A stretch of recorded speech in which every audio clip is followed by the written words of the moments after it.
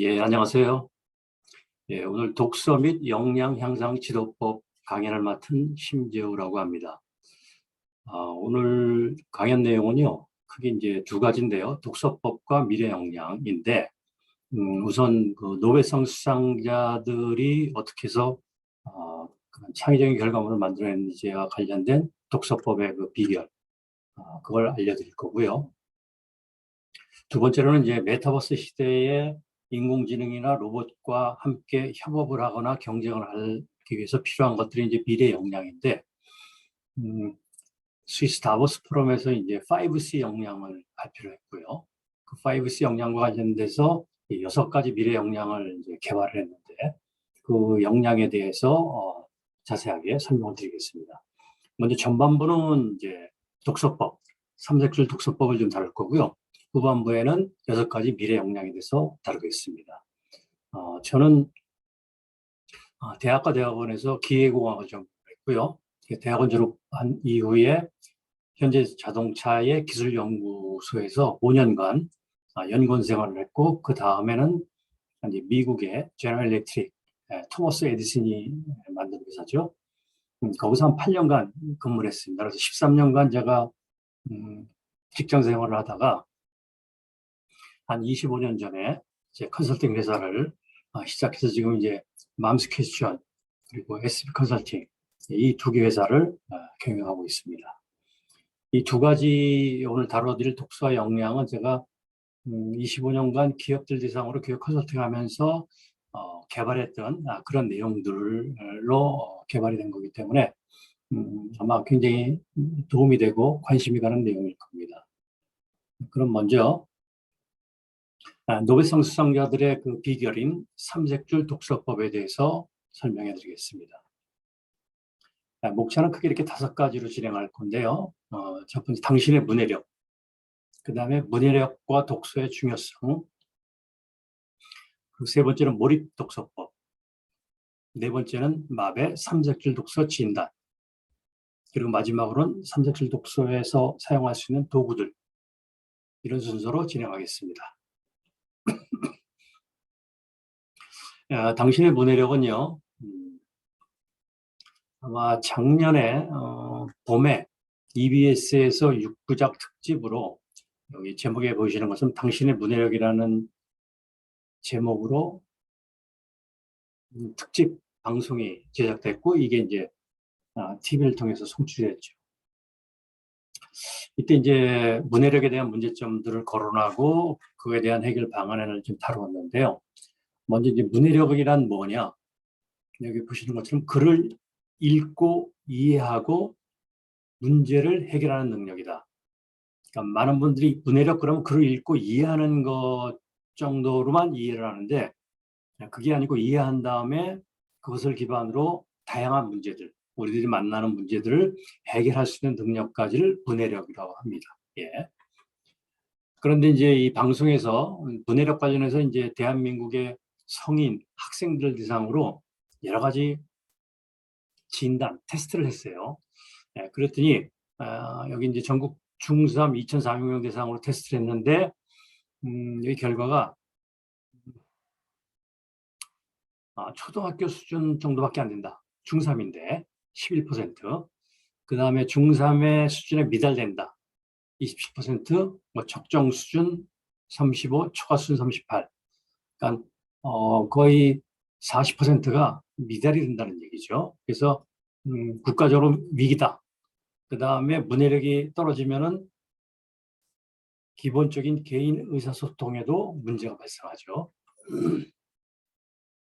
학생들은 이런 문제가 있고요. 성인들 같은 경우에도 문제가 있어요. 그래서 대학을 졸업하고 이제 기업에 이제 취업을 하는 경우에 기업 내에서 다양한 업무를 수행할 때에 문해력의 저하로 인해서 여러 가지 문제점이 드러나고 있죠. 특히 이제 글 쓰는 능력이 중요한 직장 생활, 글, 문자로 소통하는 능력이 저하되고 있다.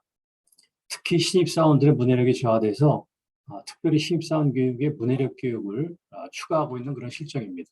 예. 기업 10곳 중 죄송한데 예. PPT 전체 화면으로 좀 부탁드려도 될까요? 처음부터요? 아니요, 지금 여기서부터 전체 화면 해주시면 될 것 같아요. 전체 화면으로 네. 됐나요? 아니요, 아니, F4 이건 누르시면 될 것 같은데. 이거요. 아, 네네, 감사합니다. 네, 예, 다시 진행해 주세요. 예. 기업 10곳 중에서 6곳이 젊은 세대 신입사원들의 국어 능력, 문해력 능력이 낮아서 문제가 되고 있다 하는 얘기들을 지금 분석한 자료입니다. 그럼 문해력과 독서가 어떤 관계가 있고 왜 중요한지에 대한 설명을 좀 드리겠습니다. 여러분 잘 아시는 것처럼 미국은 노벨상 수상자들이 가장 많이 나오는 국가이기도 하죠. 예, 그중에 시카고 대학이 있는데요. 시카고 대학은 1892년 록펠러, 예, 록펠러가 설립했는데 당시에는 삼류대학 수준이었었어요. 예, 그런데 1929년 로버트 허친스 총장이 취임한 이후로 어떻게 하면 이 시카고 대학을 인류대학으로 만들 수 있을까를 연구하고 내린 결론이 뭐냐? 시카고 플랜을 만들고 이것을 가동합니다. 이 시카고 플랜은 뭐냐? 시카고 대학에 입학한 학생들은 4년간 철학고전 100권을 읽고 이것을 독서하고 글을 쓰고 토론하는 것을 필수적인 과정으로 운영을 했어요. 4년간 100권을 읽고 토론하고 글을 내니까 상당히 많은 양을 읽고 생각을 해야 되겠죠. 이런 과정에서 두뇌와 생각 구조를 혁신할 수 있었던 비결이 됩니다. 그래서 이런 그 시카고 플랜 가동 이후로 시카고 대학 출신 중에 노벨상을 받은 사람이 73개 수상을 합니다. 예, 엄청난 숫자죠. 한 대학에서 받은 노벨상 수상자 숫자가 73개예요. 자, 오른쪽 일본을 보면 일본도 지금 27개의 노벨상을 받았습니다. 그런데 이렇게 노벨상을 받을 수 있었던 그 배경에는 일본 정부 자체가 과학기술 기본계획의 노벨상 수상 목표를 명시했고 이것을 위해서 독서와 글쓰기를 장려했죠. 예. 그래서 이 독서와 글쓰기가 일본의 노벨상 수상의 근간이다 하는 얘기입니다. OECD 국가별 성인 1인당 월간 독서량을 한번 조사를 했는데요. 1위는 미국이에요.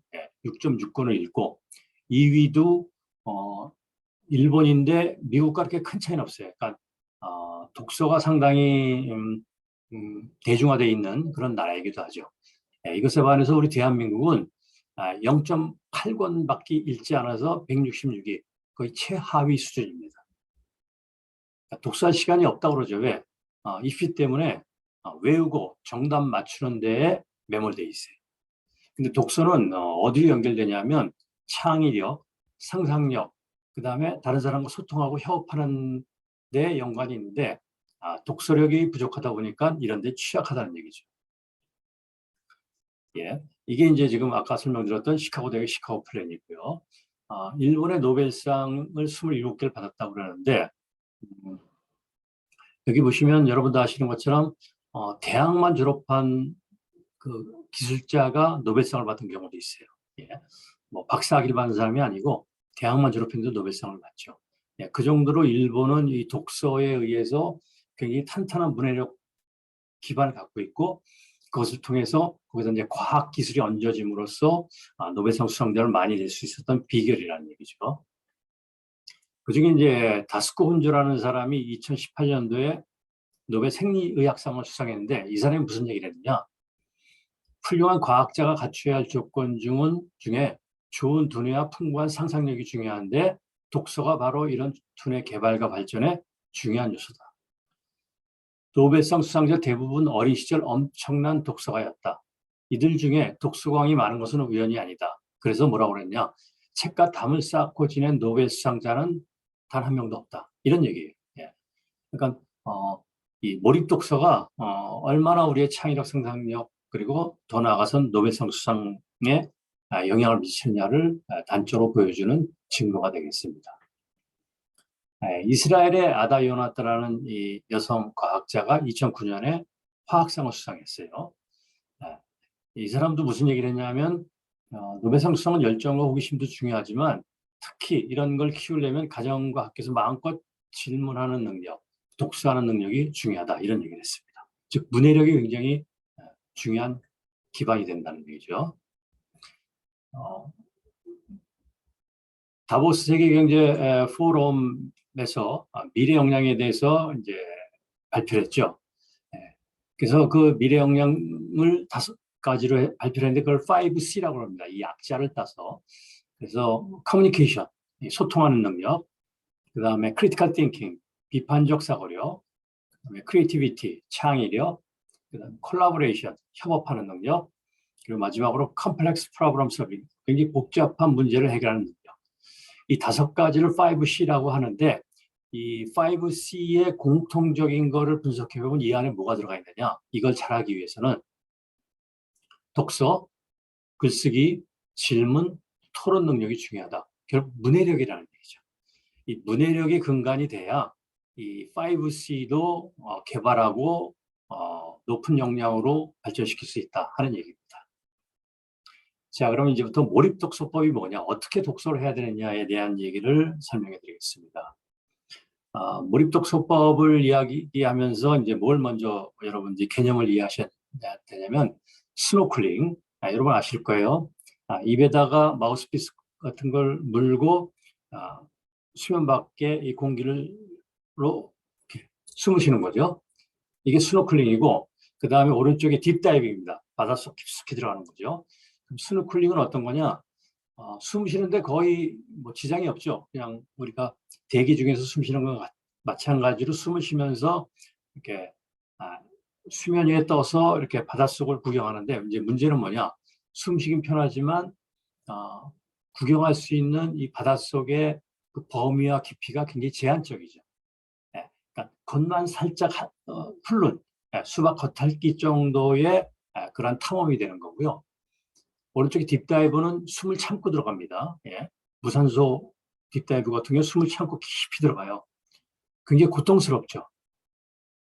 대신에 굉장히 깊이 들어가기 때문에 깊이 있는 그 바닷속 풍경을 볼 수 있고, 아니면 뭐 바닷속의 어떤 진주나 굉장히 보물 같은 걸 찾아낼 수도 있죠. 그래서 제가 이제 이 스노클링과 딥다이브의 개념을 갖고 독서법에 이걸 적용을 했습니다. 그래서 스노클링 리딩과 딥다이브 리딩 이렇게 2가지로 제가 구분을 했고요. 스노클링은 뭐냐? 책에 인쇄되어 있는 글자만 눈으로 읽고 이해하는 거예요. 그게 답니다. 읽고 이해했어. 그럼 책 덮고 또 다른 책을 보죠. 그래서 이 스노클링 리딩은 저자의 생각이 무엇일까? 저자가 어떻게 설명했느냐에만 관점을 두고 이해하려고 해요. 자기 생각을 만들어내고 이끌어내지 못합니다. 그러다 보니까 오래 기억하지 못하고요. 자신만의 생각을 이끌어내기도 어렵고 실행이나 적용하기도 어렵죠. 전적으로 저자의 생각에 매몰되는 독서법입니다. 대다수의 사람들이 이 스노클링 리딩을 하고 있죠. 딥다이브 리딩은 뭐냐면요, 책에 보이는 활자만 읽는 게 아니고 그 문장과 문장 사이의 맥락, 그리고 저자가 그 글로 표현하지 못했지만 뭔가 그 속에 깊이 함축되어 있는 그런 생각, 시사점, 뭐 통찰력, 이런 것까지도 파헤치는 독서법이에요. 그래서 저자가 말하고자 하는 내용에만 초점을 두는 게 아니고 그걸 읽으면서 읽는 본인의 생각, 지식, 경험, 정보들을 같이 섞고 충돌시키는 거죠. 융합시키는 거. 그렇게 읽는 게 딥다이브 리딩입니다. 그러다 보니까 어떤 효과가 있느냐? 저자의 생각에 매몰되는 게 아니고 나만의 생각, 또 책에서 미처 다 설명하지 못했던 어떤 통찰력, 이런 걸 추출해내는 그런 독서법이죠.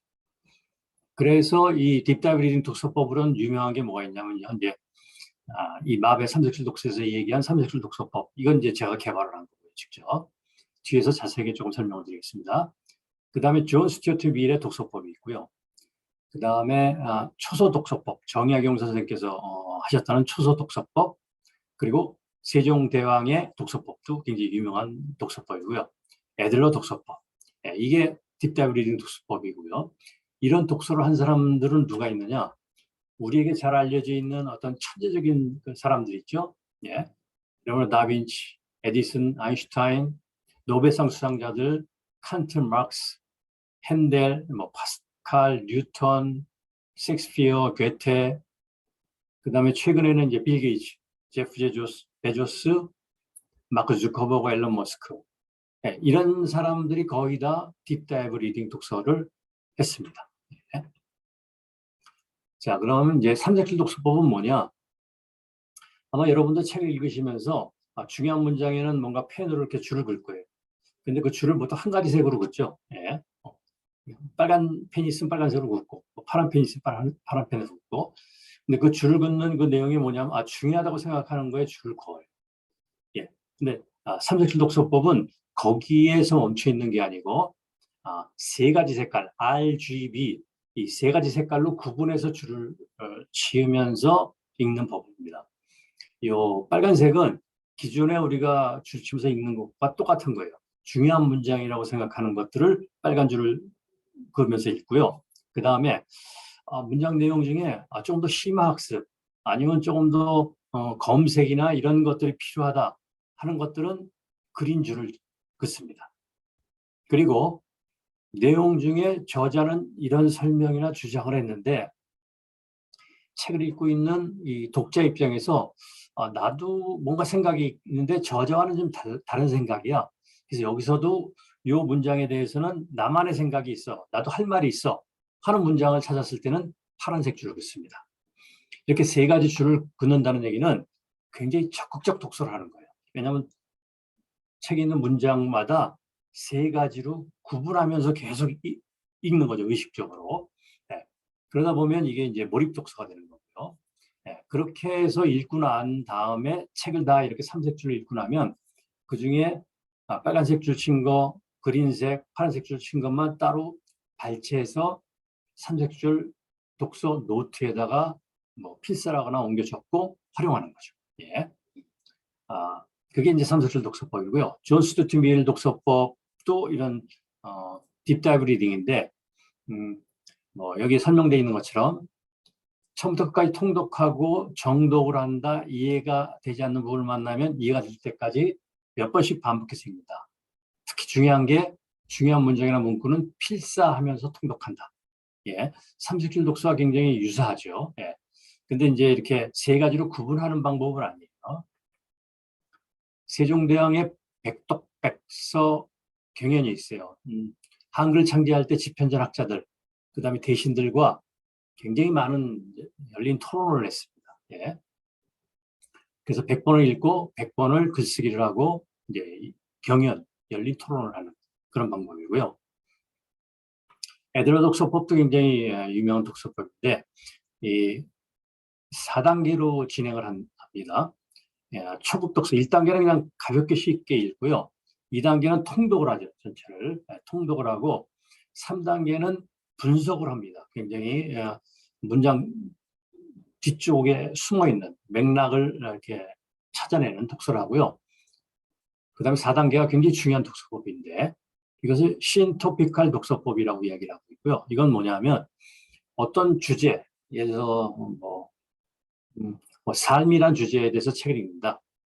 그러면 그 삶이란 주제랑 연관돼서 시중에 나와 있는 책들을 여러 권을 모아서 한꺼번에 다 읽어가는 거예요. 예. 저도 이런 초기에는 신토피칼 독서법을 굉장히 많이 활용을 하고 있고요. 최근에도 제가 이제 새롭게 관심이 가는 분야를 발견했는데 거기에 대한 깊이 정보가 별로 없다 할 때는 제가 관련된 주제랑 연관된 책들을 한 10권 정도 삽니다.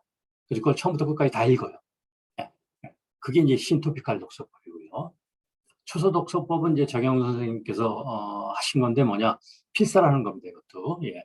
그래서 통독하고 분석하면서 읽으면서 그걸 필사를 하고 그 다음에 거기서부터 저자가 말하는 그 메시지에만 매몰되는 것이 아니고 읽는 나의 생각, 나의 통찰을 이렇게 찾아내는 그런 독서법이 되겠습니다. 삼색줄 독서법은 여기 보이시는 것처럼 RGB, 이제 이런 그 삼색줄, 삼색 펜을 갖고 저는 이렇게 읽습니다. 이걸로 해서 세 가지 색을 구분해서 이렇게 읽죠. 그런 다음에 빨간 줄을 친 거는 여기 빨간 것에 해당되는 양식에다 이렇게 필사라고요. 그 다음에 녹색, 파란색 이렇게 필사라고 이렇게 한 다음에 맨 마지막에 본인의 생각, 의견을 이렇게 보라색 양식에다가 필사를 합니다. 그런 다음에 맨 마지막으로는 이 전체적인 내용에 대해서 한 15가지 정도의 질문을 던지는 그런 것으로 진행되는 게 삼색줄 독서법이 되겠습니다. 저는 이제 이 삼색줄 독서법을 개발해서 2년 전이 2020년에 마르키스 우즈 세계 인명사전에 두 번째로 등장을 했고요. 오른쪽에는 이제 이 후반부에서 설명드린 6가지 미래 역량, 이런 진단 솔루션을 개발해서 2016년도에 첫 번째로 등재가 됐습니다. 자, 이제 마벨 삼색줄 독서 진단에 대해서 소개를 해드리겠습니다. 꿈구도 교육고 온라인으로 들어가셔서 거기서 이제 진단을 하게 되죠. 그럼 어떻게 하느냐? 이 진단할 때에 크게 3가지 영역으로 나눠집니다. 독서 태도, 그 다음에 독서 문해력, 독서 능력, 이렇게 3가지 큰 카테고리를 나눠지고요. 그 다음에 각각의 카테고리, 즉 독서 태도는 4가지 하위 유로 나눠지고, 그 다음에 독서 문해력은 3가지, 예, 요 3가지입니다. 이렇게 3가지로 나눠지고, 독서 능력도 3가지. 그래서 총 10가지 하위 분류로 세분화됩니다. 그래서 이 각각에 대해서 이제 진단지가 제공이 되고, 응시자들은 그 진단지에 자기의 의견을 표시함으로써 표시된 내용을 분석하면 이제 분석 결과를 보여드리는 겁니다. 근데 여기서 이제 중요한 게 뭐냐면, 독서 태도, 문해력, 능력은 어떤 관계를 이루고 있는데 가장 밑바탕, 기초가 되는 게 태도고요. 그 위에 이제 문해력이 올라서고 그 위에 독서 능력이 올라섭니다. 예. 이 얘기는 뭐냐? 독서 태도가 이렇게 어느 정도 적정 수준에 올라가지 않으면 문해력이나 능력은 더 이상 발전되기가 어렵다는 얘기예요.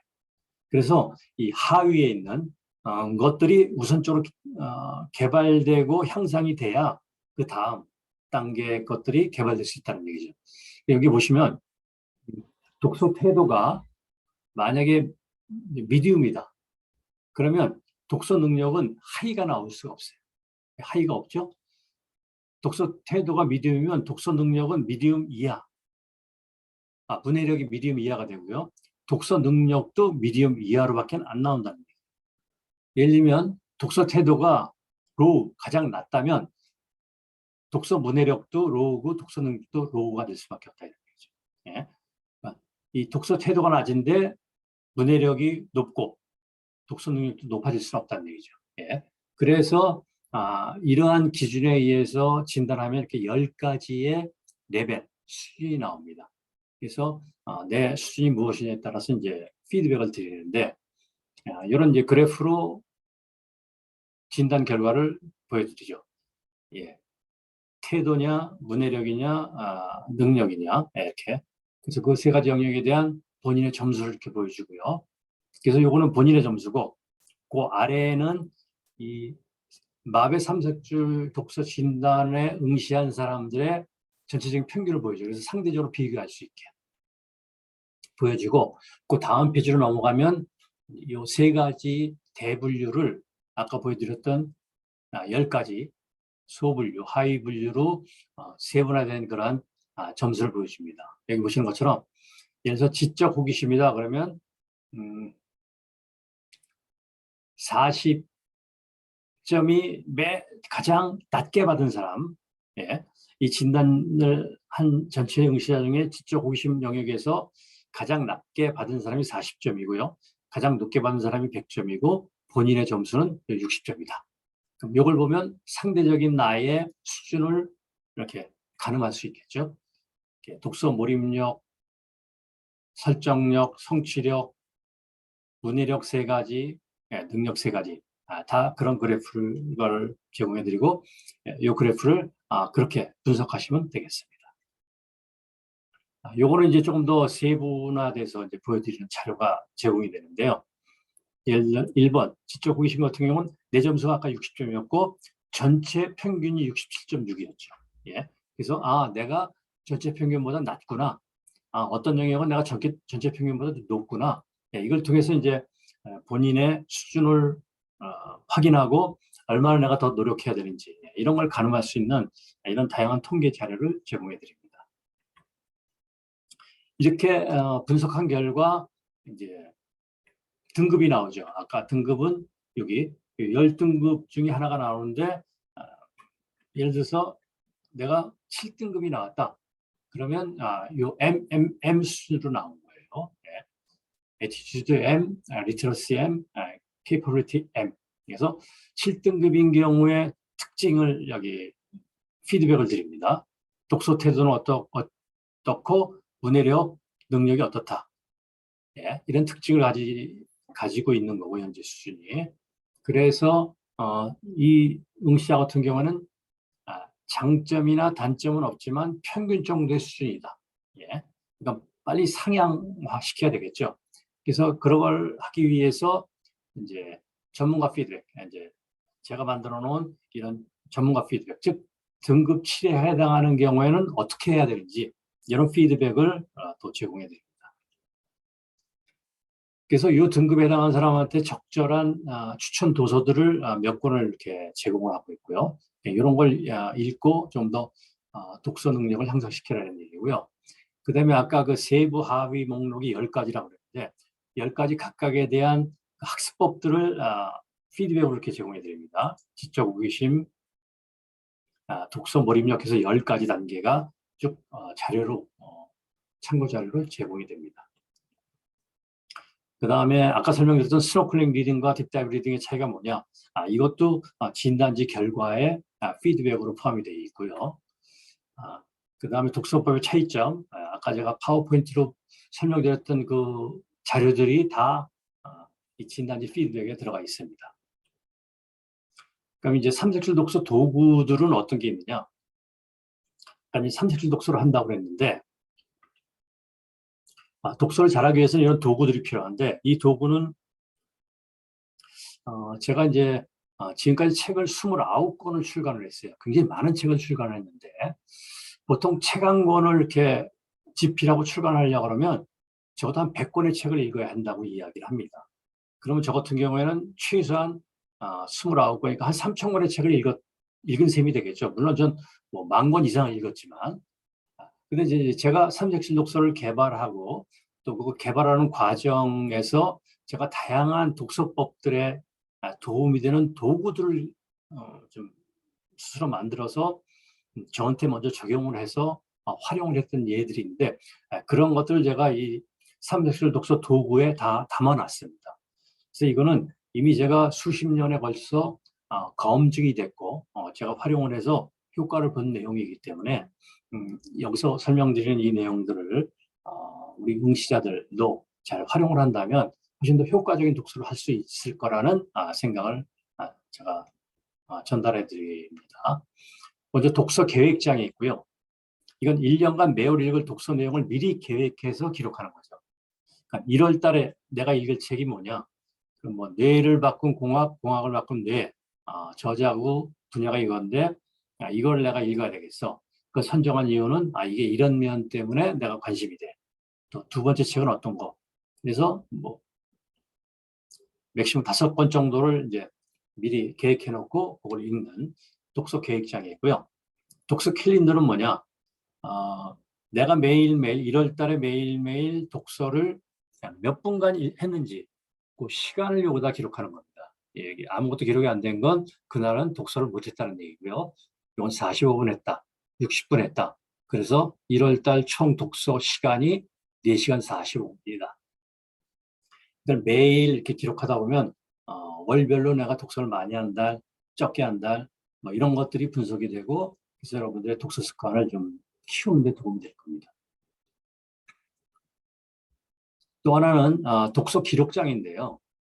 이거는 실제로 책을 읽은 거, 요 계획장은 읽을 책들을 선정하는 거고 여기 기록장은 내가 실제로 읽은 책들에 대한 내용들을 정리하는 겁니다. 내가 이 책을 읽었어요. 네? 언제 시작해서 읽었고 마치게 한 날이 언제인지, 그래서 총 며칠이 걸렸다. 그다음에 이걸 완독을 했는지 발췌독을 했는지, 부분적으로 읽었는지, 그다음에 이 책에 대한 평점. 네. 이렇게 기록을 하면 이제 시간이 지나서 이 기록장을 봤을 때 내가 이런 책을 읽고 이랬지 하고 이제 관리할 수 있게 하는 거고요. 여기 이제 한 줄 요약 기록장은 뭐냐? 이렇게 여기에 기록이 돼 있지만 시간이 지나면 이 책 내용의 핵심이 뭔지가 좀 지역에서 좀 사라질 수도 있거든요. 예, 그걸 방지하기 위해서 뭘 해놨냐면 그 읽은 책의 핵심 내용을 여기다 이렇게 몇 줄로 정리하게 해놨어요. 그래서 이 내용만 봐도 맞아, 이 책의 핵심이 이런 거였지 하고 뭔가 기억력을 좀 더 촉진시킬 수 있는 그런 도구가 되겠습니다. 그래서 여기까지 이제 이런 도구고 이 양식들이 이 피드백에 여러 장이 들어가 있어요. 그래서 그것들을 활용하시면 되겠습니다. 그다음 삼색질 독서 도구들 중에 이 마배 진단에는 포함이 안 돼 있지만 제가 별도로 개발한 것들, 여러분이 독서하는 데 도움이 될 만한 내용들에 대한 정보를 좀 드릴까 합니다. 제가 이 독서법, 요 삼색질 독서법을 좀 더 효과적으로 할 수 있게 하기 위해서 모바일 앱을 개발을 했어요. 그래서 그 앱 이름이 크리퀘션, 영어로 뭐 CREQUESSION에서 안드로이드와 애플 다 지금 개발이 되어 있기 때문에 글로 들어가셔서 다운로드 받으시면 돼요. 이거 무료입니다, 지금. 예, 무료니까 다운로드 받으시면 여기 이제 5가지 기능들이 있는데 그중에 오늘 주제인 삼색질 독서법에 대한 내용들이 있습니다. 이건 어떻게 하느냐? 아까 말씀드린 것처럼 책을 삼색줄로 이렇게 줄 쳐서 읽고 다 읽은 다음에 그거를 삼색줄 독서 노트에다가 이렇게 옮겨 필사한다고 말씀드렸죠. 그 다음에 보라색은 내 생각을 또 정리하고, 이렇게 하는 것처럼 똑같은 방식으로 삼색줄 독서는 어떻게 하느냐? 앱에서 내가 읽은 책을 이제 선정해서 읽습니다. 다 읽고 나면 어떻게 하느냐?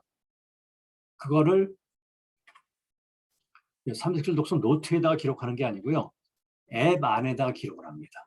그래서 중요한 문장, 그 다음에 좀 심화적으로 좀 봐야 될 문장, 뭐 해서 중요한 문장, 심화 학습해야 될 녹색 문장, 그 다음에 저자와 다른 내 의견의 파란색, 그 다음에 내 생각 해서 앱에다 기록을 하고 언제든 볼 수 있고요. 그다음에 다른 사람과 공유해서 다른 사람도 뭐 여러분이 쓴 이 삼색줄 독서 정리 내용을 볼 수 있고요. 그렇게 활용할 수 있습니다. 또 하나는요, 삼색줄 독서 토론 카드를 개발했는데 이 토론 카드는 제가 2가지가 개발이 됐어요. 질문 카드가 있고요. 그 다음에 패턴 카드가 있어요. 예. 이 질문 카드는 뭐냐면 책을 읽고 우리가 독서 토론을 많이 하는데 여러 명이 독서 토론을 할 때 사실 질문이 굉장히 중요한데도 불구하고 그 토론을 이끄는 리더나 거기에 참여하는 참가자들 다 이 질문에 익숙치가 않아요. 그래서 좋은 효과적인 적절한 질문을 잘 못 찾아내서 활용을 하기가 어려운 상황이에요. 그래서 제가 그런 걸 좀 발견하고, 그러면 토론할 때 도움이 될 만한 질문 카드를 만들면 어떨까 해서 제가 45장의 질문 카드를 개발한 겁니다. 그래서 이 중에 책을 읽고 토론할 때 이 45장의 질문 카드 중에 임의로 한 장을 뽑아서 그걸 읽고 그 질문에 대해서 서로 답을 하거나 토론하면 훨씬 더 풍성한 토론이 될 수 있기 때문에 그렇게 활용하시면 되고요. 패턴 카드는 뭐냐면요, 토론을 할 때 그냥 토론하세요. 그럼 어떤 그 포맷, 규칙 그런 거 없이 우리 그냥 마구잡이로 하죠. 왜냐면 우리 토론 패턴을 배워본 적이 없기 때문에. 근데 제가 한 20년 이상 기업들에 속해 있는 거기 직원들한테 이 토론법을 계속 교육을 시키고 있었거든요. 그 교육을 하면서 몇 가지 패턴들을 제가 찾아냈어요. 네. 그래서 그 패턴 연습, 예를 들면 이 패턴을 어떻게 이해하시면 되냐면 아마 태권도를 아실 거예요. 태권도를 배울 때 제일 먼저 뭘 하죠? 태극 1장부터 2장, 3장, 4장, 그래서 태극 8장까지 배워요. 이게 뭐냐? 기본 품새라고 그러죠. 예. 기본 자세, 예, 이걸 배워야 유단자가 될 수 있거든요. 예, 패턴이. 예, 그런 것처럼 독서 토론에서도 패턴이 중요해요. 그래서 제가 가장 많이 사용되는 패턴을 13가지를 만들었고, 그거를 이렇게 패턴 카드로 이렇게 만들어냈습니다. 그래서 이 삼색술 독서 토론 카드는 그렇게 활용하시면 되겠습니다. 여기 보시는 것처럼 이게 이제 질문 카드에 이해가 되겠고요. 그래서 기억 질문이다 그러면 가장 기억에 남는 문장은 무엇이고 이유는 뭔가요?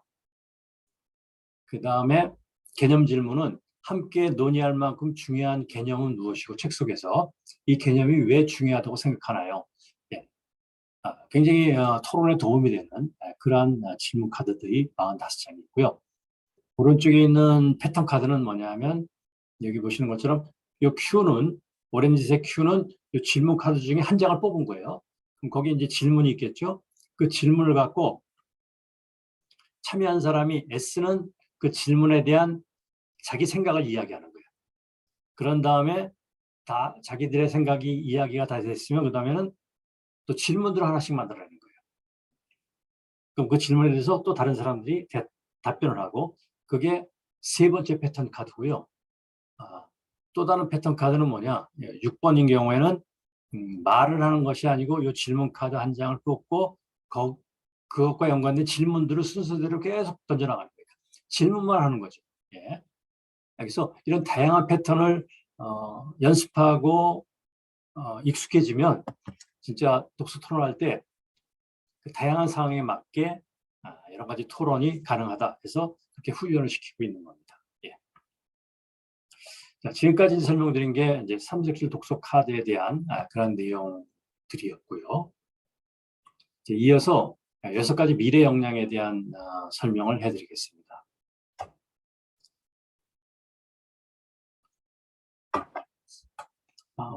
납의 진단도 이 6가지 미래 역량 각각이 있기 때문에 이제 6가지 진단 솔루션이 있고요. 미래 역량은 역시 여기 보시는 것처럼 5가지 목차로 설명을 해드리겠습니다. 자, 그럼 미래 역량이란 무엇이냐? 네. 아까 삼색실 독서에서 설명드린 것처럼 다보스 세계경제 포럼에서 얘기한 5C에 기반을 두고 있어요. 5C가 이 5가지고 이 5C가 바로 기업들, 제가 이제 25년간 지금 기업들 대상으로 다양한 비스 역량 교육 컨설팅을 하고 있는데 기업들이 신입사원을 뽑을 때, 경력사원을 뽑을 때, 또 이미 뽑아놓은 직원들에게 필요한 교육을 시킬 때 이런 미래 역량 교육들을 필수적으로 시키고 있습니다. 제가 이런 교육을 다 하고 있고요. 그래서 맙에도 6가지 역량에 대한 진단 솔루션을 지금 제공해드리고 있고요. 소통 역량은 소통력과 비판적 사고 능력을 진단합니다. 창의성 역량은 창의력과 협업 능력 진단을 하고요. 리더십 역량 솔루션은 리더십과 코칭 능력을 진단하고 프로젝트 역량 솔루션은 뭐 업무, 학생들은 업무가 아니겠지만 어떤 프로젝트를 수행하는 능력 이런 걸 진단하고요. 문제 해결 역량 솔루션은 문제 해결과 회의를 진행하는 능력. 마지막으로 전략적 사고 역량 솔루션은 얼마나 전략적으로 사고할 수 있는 능력이 있느냐 이런 걸 진단을 하게 되겠습니다. 그 다음에 각각의 그 6가지 그 진단은 또 세부적으로 10가지씩의 세부 항목으로 개발이 되어 있어요. 그러니까 그래서 창의성에 영향을 주는 요소가 무엇일까? 바로 이 10가지가 창의성에 굉장히 중요한 요소다. 그러니까 창의성 개발을 해라. 그러면 굉장히 두루뭉실하거든요. 창의성? 뭐부터 개발해야 되지? 그런데 그걸 좀 쉽게 돕기 위해서 제가 창의성 개발과 연관돼서 그 하위 세부 항목들을 10가지로 제가 더 추가적으로 세분화시킨 겁니다. 또 리더십 역량이다. 그러면 리더십도 그냥 리더십을 키워라가 아니고 리더십에 영향을 주는 10가지 세부 역량을 또 이렇게 구분했고요. 소통도 마찬가지고 문제 해결, 프로젝트, 전략적 사고 모두 다 이렇게 10가지의 세부 역량으로 구분이 됐습니다. 그래서 진단도 이 10가지 세부 역량에 대한 진단을 하고 각각의 점수를 제공을 합니다. 문제란 무엇이냐 했을 때 문제는 현재 우리 수준과 우리가 가고자 하는 미래 목표 사이의 간격이다. 그래서 그런 문제를 어떻게 해결할 거냐. 문제 해결을 위해서는 소통도 잘해야 되고, 협업도 해야 되겠고, 질문도 잘 던져야 되겠고, 문제를 제대로 정의하고 분석하는 것도 잘해야 되겠죠. 그래서 그런 것들을 이제 이야기할 때 문제 해결을 말합니다. 또 이 진단하고 나서 이제 여러분들이 받는 그 피드백 자료에 보면 상당히 많은 자료들을 제가 집어넣는데, 문제 해결 같은 경우에는 토마스 에디슨, 발명왕인 토마스 에디슨이 어떻게 문제 해결을 했는지, 예, 전구를 발명할 때 1000번 이상의 실패를 했다고 하는데 그게 우리한테 어떤 의미가 있는 건지, 예, 그런 것들에 대한 사례 소개도 들어가 있고요. 그 다음에 문제 해결을 위한 우리의 사고법이 있어요. 그 사고법을 제가 15가지로 정리하고 개발을 한 겁니다. 그래서 각각의 사고법들에 대해서 정리를 했고, 이 사고법을 개발하는 방법들에 대한 피드백이 여기에 포함이 되어 있습니다.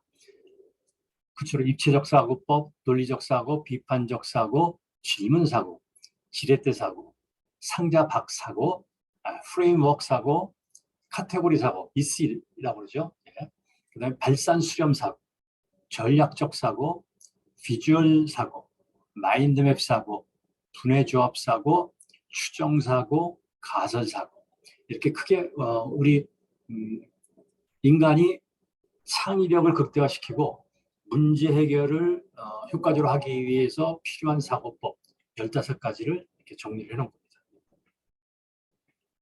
그 미래 역량은 왜 중요할까? 예. 이 사진을 보시면 이 왼쪽은 구글, 세계 최고의 기업이죠. 구글에서 직원들이 회의하는 모습이에요. 오른쪽은 애플이라는 회사에서 회의를 하는 모습입니다. 예. 보시면 어떻게 회의를 할까요? 네. 굉장히 자유롭고 열린 회의를 하죠. 예. 그런데 이렇게 회의를 하고 협업을 하고 프로젝트를 진행을 할 때 글로벌 기업들은 이렇게 하는데, 우리나라 기업들은 이제 이 정도 수준까지 안 와서 이제 이런 글로벌 기업들을 이게 따라가는 추세죠. 그래서 예. 그 기업들이 하는 방식을 우리나라의 대한상공회의소에서 100대 기업이 원하는 인재상에 대해서 어떤 기업마다 어떤 인재상을 갖고 있고 그 중에 공통적인 게 뭔가를 한번 분석해서 조사한 결과입니다. 이게 그러니까 기업들은 뭘 원하느냐? 창의성, 전문성, 도전정신, 도덕성, 팀워크, 글로벌 역량, 열정, 주인의식, 실행력이 필요하다. 이렇게 9가지 그 큰 분야로 구분했고 이 각 분야마다 또 세부적인 그런 내용으로 이렇게 분류를 했어요. 이게 기업들이 원하는 이상이고 기업들은 이런 역량을 가진 사람들을 채용을 하죠. 우선적으로. 예. 그래서 제가 개발한 6가지 미래 역량은 아까 말씀드린 것처럼 스위스 다보스 포럼에서 발표한 5C에 기반을 두고 있고, 두 번째로는 이 기업들이 요구하는 이런 역량에 기반을 두고 있다라고 이해하시면 되겠습니다. 그래서 이 6가지 미래 역량은 글로벌 기업, 국내와 해외에 있는 글로벌 인류 기업들이 모든 직원에게 요구하는 역량이고요. 신입사원들을 채용할 때 이런 역량을 가진 사람을 우선 채용하고요. 그래서 기업들은 경영진부터 신입사원에 이르기까지 모든 직원들에게 이런 역량 교육을 시키고 있습니다. 네, 제가 이런 걸 25년간 좀 하고 있고요. 그래서 이런 것들은 제가 현대자동차에서 5년, GE에서 8년 근무했고 25년간 400개가 넘는 인류 기업들에 속해 있는 다양한 계층의 직원들에게 교육과 컨설팅을 하고 있는 그 과정, 프로그램. 그리고 제가 29권의 비즈니스 역량책을 출간한 그 모든 걸 망라해서 개발을 한 겁니다. 그래서 그게 굉장히 창의적인 솔루션이라고 인정이 받아서 2016년도에 마르키스 우즈 세계인명사전에서 제가 등재가 된 이런 결과를 얻었고요. 이건 이제 7년 전에 제가 기업들 대상으로 이 솔루션을 제공하려고 개발이 된 거고요. 7년 전에 개발해서 제 고객사 100개가 넘는 인류 기업들이 이미 진단을 실시를 했고 수만 명의 직원들이 실시를 했습니다. 이미 사례가 있고요. 그래서 이 진단지의 효과성, 실효성이 완전히 검증이 된 겁니다. 이것을 이번에 이제 꿈구두 교육과 함께 학생용 버전으로 다시 개발해서 이렇게 학생들에게 제공을 하는 거죠. 예. 그래서 학생들이 이런 역량을 가지게 된다면 학생들이 성장하고 그다음에 졸업을 해서 기업에 들어가거나 아니면 뭐 자기의 진로를 정할 때 이것이 인정받을 수 있는 그런 역량이다라고 이해하시면 되겠습니다. 참고로 제가 개발한 이 6가지 미래 역량을 기업에서는 이걸 어떻게 쓰고 있는가에 대한 얘기인데요. 이게 왜 중요하냐면 기업에서 제가 개발하고 여러분들 제공해드린 이 6가지 미래 역량이 별로 쓸모가 없고 외면한다. 그러면 여러분들 이걸 하실 필요가 없어요. 그렇죠? 쓸모가 없는데. 하지만 기업들은 지금 이런 용도로 사용하고 있다는 걸 제가 설명드리면 왜 우리 학생들이 6가지 미래 역량을 관심을 갖고 자기 수준을 먼저 진단하고 부족한 부분을 찾아내서 교육과 훈련을 통해서 이것을 보완하고 개발해야 되느냐에 대한 그 증거가 될 겁니다. 먼저 업무 능력 진단을 하고 있고요. 네, 직원들 업무 능력 진단합니다. 직원 교육에 이 진단지를 활용하고 있고요. 채용에도 이 진단지를 활용합니다. 그 다음에 인재 육성을 하는 체계를 수립할 때도 이 진단지를 통해서 수립을 하고요. 능력 평가, 그 다음에 핵심 인재 선발할 때도 이 진단지를 활용을 한다 하는 얘기입니다. 요거는 이제 제가 기업 대상으로 이 진단지를 제공했을 때 제공하는 피드백 자료예요. 이번에 꿈구도 교육에서 마베 진단 솔루션에서 제공하는 것과는 동일하진 않아요. 굉장히 유사하긴 한데 이거는 좀 더 세부적으로 기업들에게 제공하는 내용이고요.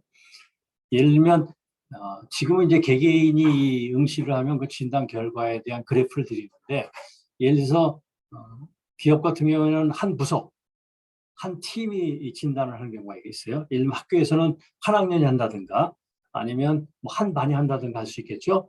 그랬을 때 개개인이 진단한 결과만 주는 것이 아니고 거기에 참여한 사람들의 모든 데이터를 종합해서 그룹 레포팅을 해요. 그래서 영역별로 만약에 20명이 했다.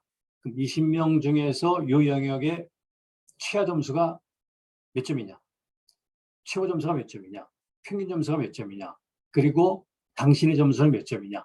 이런 걸 보고 우리 그룹의 그 강점, 약점을 찾아낼 수도 있고 또 그룹 전체를 대상으로 나의 위치가 어디쯤 있느냐? 이런 걸 볼 수 있는 그룹 레포트를 제공을 해주고 있어요. 그래서 이런 게 있고 오른쪽은 이제 제가 이제 기업에서 교육할 때는 교육하기 전에 사전 진단을 하고요. 그 교육 주제랑 연관된 진단지를 교육을 실시한 다음에 사후 진단을 합니다. 그래서 이 두 개를 비교하면 교육을 통해서 얼마나 개발이 됐는지가 보이거든요. 여기 보시는 것처럼 이 밑에 교육 후고요. 이게 교육 전입니다. 예. 그래서 그 편차를 비교해 보면 개개인별로 얼마나 이 사람이 향상이 됐느냐 이런 걸 보여주는 그런 거죠. 예.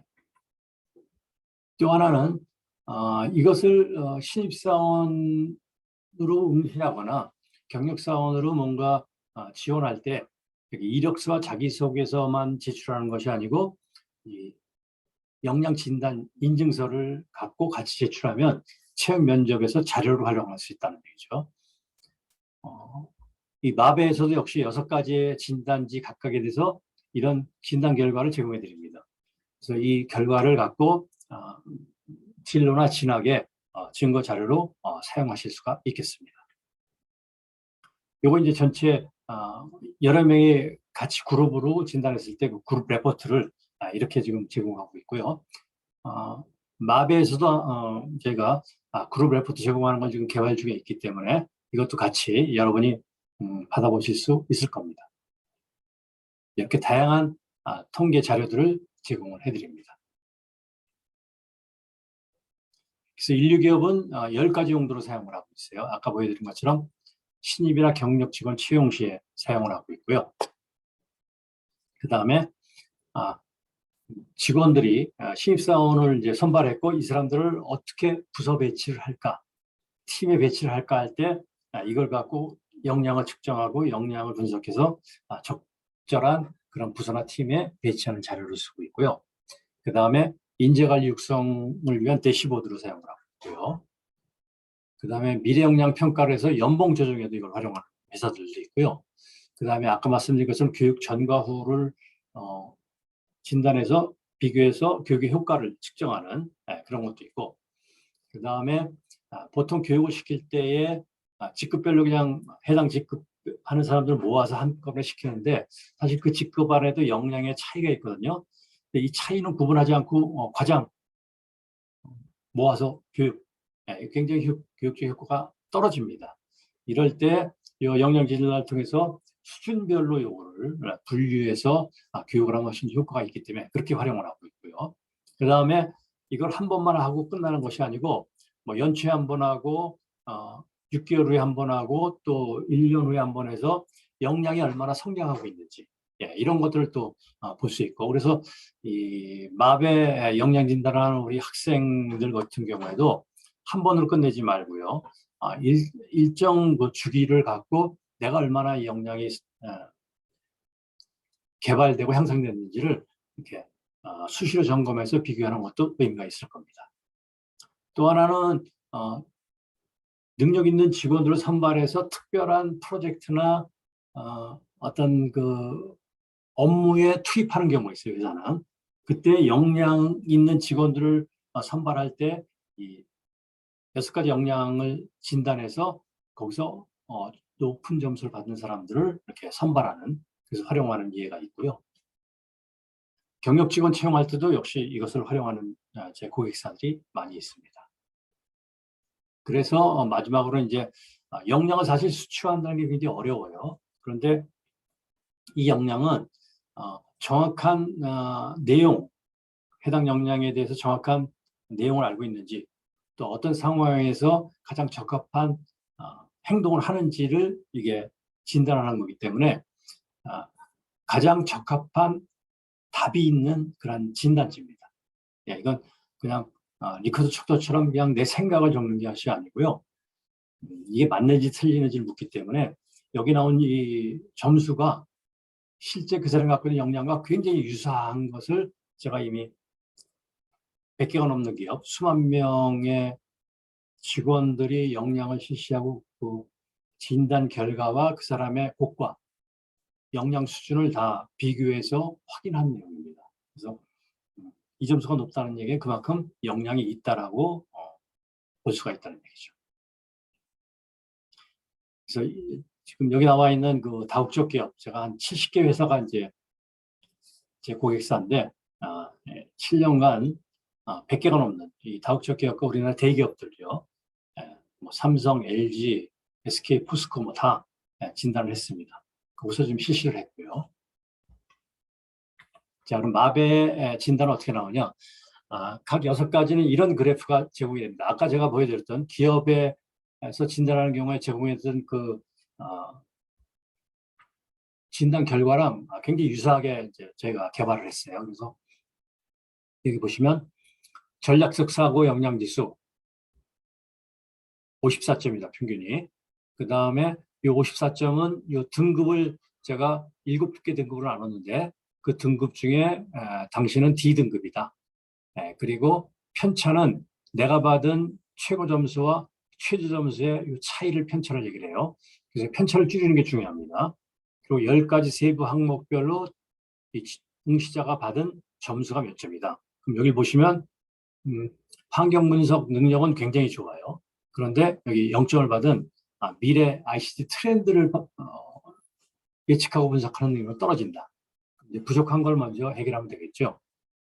창의성 협업도 마찬가지 10가지로 세부 항목별 점수가 나오고요. 이 6가지가 다 각각 이렇게 나옵니다. 그런데 이제 응시에 따라서 이 6가지를 다 진단하는 경우도 있을 거고요. 또 어떤 학생은 또 뭐 1가지, 2가지만 할 수도 있어요. 근데 여기서 참고하실 내용은 뭐냐면 이 6가지를 다 하는 경우에는 각 항목별로 공통적으로 들어가는 항목들이 있어요. 그중에 뭐가 있냐면 질문하는 능력, 뭐 소통하는 능력, 이런 것들은 이 6가지 미래 역량에 다 영향을 주는 거기 때문에 똑같은 항목이 들어갑니다. 그래서 그거는 그만큼 중요하다. 즉 6가지 항목에 가장 공통적으로 많이 들어가는 역량, 세부 역량이 있다면 그것이 가장 중요한 역량이다라고 여러분이 이해하시면 됩니다. 예.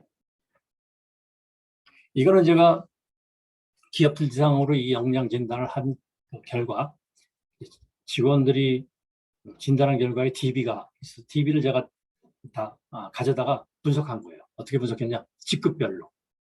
즉 6가지 역량 각각의 직급별로 몇 점씩을 받았는지. 예, 굉장히 의미가 있고 재미있는 그런 분석 레포트입니다. 예. 예를 들면 창의성, 협업, 능력 진단인 경우에는 부장 점수가 60.86이고요. 임원 점수가 가장 높았어요. 그리고 사원 점수가 가장 낮았고. 그러니까 이걸 보고 뭘 판단할 수 있냐? 전략적 그 사고를 할 경우는 이제 창의성과 협업 능력은 고위 직급이 훨씬 더 잘하는구나. 이런 걸 알 수 있고요. 두 번째, 문제 해결 능력도 역시 부장과 임원이 높아요. 네. 프로젝트 수행 능력은 누가 가장 높냐? 차장이 가장 높게 나왔어요. 왜냐하면 일을 가장 효과적으로 잘하는 그 직급이 조직 내에서는 차장입니다. 예. 그래서 굉장히 유사하게 나왔고요. 그다음에 소통 능력, 설득 능력은 누가 가장 높을까? 역시 임원이 가장 높게 나왔어요. 예. 임원이 소통을 설득하는 데는 많은 경험이 있기 때문에. 예. 리더십이나 코칭 능력은 부장이 또 가장 높게 나왔고, 전략적 사고를 누가 많이 하느냐? 부장, 임원. 그래서 이게 굉장히 유의미한 그런 분석 결과가 나왔고, 이런 내용의 데이터들이 굉장히 유용하다라고 이해하시면 되겠습니다. 그래서 요거는 직급별로 이 6가지 역량을 또 다시 재분석한 그래프입니다. 차장 같은 경우에는 어떤 역량이 가장 좋을까? 창의성 역량이 가장 좋다. 가장 낮은 역량이 뭘까? 전략적 사고 역량이 가장 낮다. 따라서 차장급 사람들한테는 요 교육, 요 훈련을 먼저 시켜야 되겠다. 이런 것들이 나오는 거죠. 그래서 이 데이터가 주는 의미는 뭐냐면 이제 우리 학생들이 이 마배 진단을 하면은 아마 결과치들이 나올 거예요. 그럼 학생 수준에서 나온 결과치들을 지금 제가 오랫동안 기업들 대상으로 했던 이 결과치와 상대 비교할 수 있는 그 자료들을 제가 이제 제공할 예정입니다. 상대 비교가 되겠죠. 기업에 있는 계층별 그 직원들은 이런 점수 정도가 나왔는데 우리 학생들은 이런 점수가 나왔다. 그러면 나한테 부족한 게 무엇이고 이런 것들이 상대 비교가 되고 자기 수준을 확인할 수 있기 때문에 이런 이미 DB가 저희가 이제 갖고 있고 그래서 이런 DB 기업에 있는 사람들의 역량 진단 DB를 갖고 여러분 학생들의 DB를 비교하면은 굉장히 의미 있는 그런 분석 레포트가 나오리라고 봅니다. 각 역량별로 그래서 이제 결과가 나오면 그러면 부족한 걸 어떻게 내가 개발하고 학습하고 훈련하면 좋지 하는 내용들을 이렇게 자료와 정보로 제공을 합니다. 예? 그래서 비전과 목표는 무엇이냐, 그 다음에 어떤 대화 기술을 개발할 때 창조적인 대화 기술을 어떻게 개발하면 좋으냐, 시간 활용을 어떻게 하면 좋을까, 뭐 변화에 대해서 어떻게 내가 추진하면 좋을까 하는 이런 데이터들을 주고 있고요. 예, 상당히 가치 있고 굉장히 좋은 자료들을 피드백 자료로 집어넣습니다. 이 내용들은 제가 25년간 기업들의 다양한 계층의 직원들에게 교육할 때 사용했던 아주 핵심적인 자료들이에요. 그걸 우리 학생들이 읽을 수 있게 우리 관련된 사람들이 다 윤문을 하고 학생들 수준에 맞게 이걸 재구성해서 피드백을 드리고 있습니다. 리더십, 창의성도 마찬가지고요. 창의성에서 아이디어를 어떻게 성장시키느냐, 질문을 어떤 질문을 하느냐, 뭐 이런 것들에 대한 내용들 여러분이 읽어보시면 굉장히 도움이 되는 내용들이 많이 들어있습니다. 아인슈타인처럼 상상력을 극대화시킬 수 있는 방법이 무엇이냐, 뭐 아이디어를 찾아내는 방법, 아이디어를 키우는 방법, 이런 것들. 창의성을 극대화하는 방법이 무엇인지 이런 것들이 다 나와 있고요. 문제 해결에서는 문제 해결이 무엇이고 문제 해결을 잘하기 위한 방법이 무엇이고 아까 설명드린 15가지 문제 해결 사고법이 무엇이다. 뭐 이런 아주 좋은 자료들이 피드백 자료로 제공이 됩니다. 그 다음에 참고로 여러분이 이제 진단을 끝내고 거기에 선택하는 게 있어요. 더보기 자료를 받겠습니까? 안 받겠습니까? 네. 뭐 자료 많은 게 뭐 별로 원치 않는다 이렇게 부담을 갖는 분들 많이 계실 것 같은데 제가 하나 조언을 드리면 개발자 입장에서 더보기 자료를 반드시 받으시기 바랍니다. 이게 다 더보기 자료에 해당되는 거거든요. 여기 더보기가. 여기 굉장히 좋은 자료들이 또 있어요. 근데 더보기 자료를 안 받겠다 그러면 여러분이 이런 자료를 받아가실 수가 없어요. 그래서 저는 이 진단을 하셨으면 반드시 이 더보기 자료를 체크하셔서 이 자료를 꼭 받아가서 활용하시기 바랍니다. 소통에 대한 거, 벤자민 프랭클린이 이 소통의 아주 달인이라고 얘기를 해요. 그럼 이 사람은 어떤 소통법을 썼느냐? 그 다음에 설득하기 위한 10단계가 있는데 어떻게 설득하는 게 좋은가?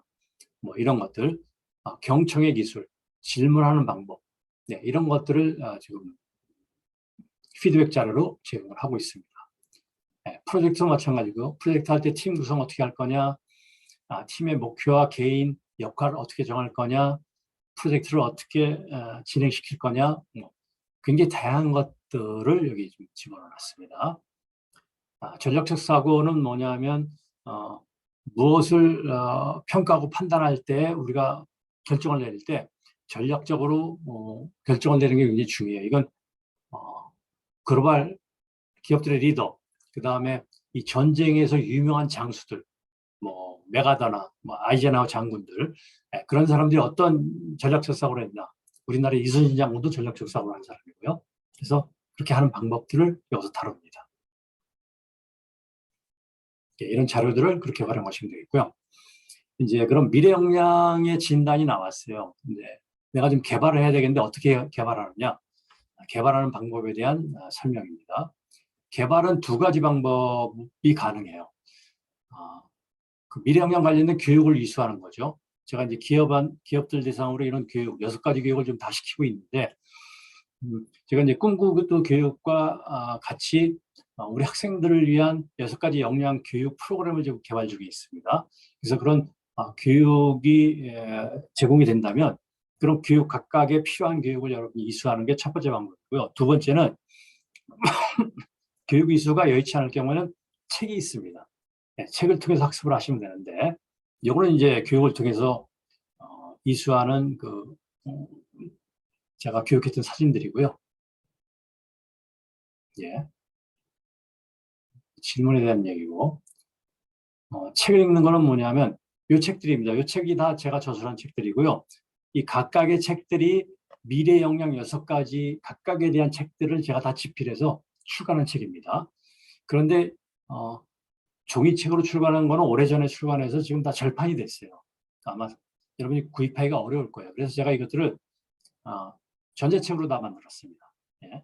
전자책은 그냥 뭐 절판이라는 개념이 없으니까. 그래서 이건 예스24 교보에서 이 책들이 지금 다 판매가 되고 있기 때문에 소통에 대한 내용이 필요하다 그러면 소통, 예. 이 책을 읽으시면 되고, 리더십이 필요하다 그러면 이걸 읽으시면 되고, 전략적 사고가 필요하다 이거, 창의력 협업, 예. 질문, 뭐 회의 기술, 프로젝트, 예. 그래서 이렇게 6가지 미래 역량에 대한 관련된 책들이 있으니까 먼저 이 책을 통해서 이 역량을 좀 학습하시고 나중에 저희가 이제 꿈꾸도 교육과 함께 이 역량 교육 프로그램이 공개가 되면 그때 필요한 교육을 받으시면 굉장히 도움이 될 것 같습니다. 이상으로 이제 미래 역량에 대한 말씀을 드리고요. 제가 이제 크게 3색칠 독서와 6가지 미래 역량에 대한 이야기를 해드렸고요. 이 독서와 역량은 사실 뗄래야 뗄 수가 없는 관계죠. 그래서 독서력이 좋아지면 역량이 좋아지고 역량이 좋아지려면 독서도 잘해야 된다 하는 내용들이고요. 그래서 이 7가지 진단을 통해서 다양하게 본인이 영역별로 지금 현재 수준이 어떤지 이걸 먼저 진단한 다음에 부족한 부분을 찾아내서 그것들을 이렇게 개선하고 할 수 있는 그런 방법을 찾고 활용한다면 우리 학생들의 진로와 진학에 또 그다음에 나중에 이제 학교를 졸업해서 기업에 취업을 하거나 아니면 창업을 할 때에도 독서와 미래 역량은 굉장히 큰 중요한 영향을 미치는 요소다라고 이해하시고 여러분이 참고를 하시면 되겠습니다. 이것 관련해서 혹시 질문이나 아니면 뭐 어떤 필요한 것이 있으시면 여 밑에 제 연락처가 있으니까 뭐 이메일로 주셔도 좋고 연락을 해주신다면 제가 최대한 성의 있게 답변을 드리겠습니다. 지금까지 이제 이 두 가지 내용에 대한 설명을 해드렸고요. 여러분 경청해 주셔서 감사드리고 이 진단지를 잘 활용하시고 특히 진단 결과 여러분이 받게 되시는 그 피드백 자료들을 잘 활용하신다면 굉장히 큰 도움이 될 것 같습니다. 예, 제 강연은 이걸로 마치겠습니다. 감사합니다.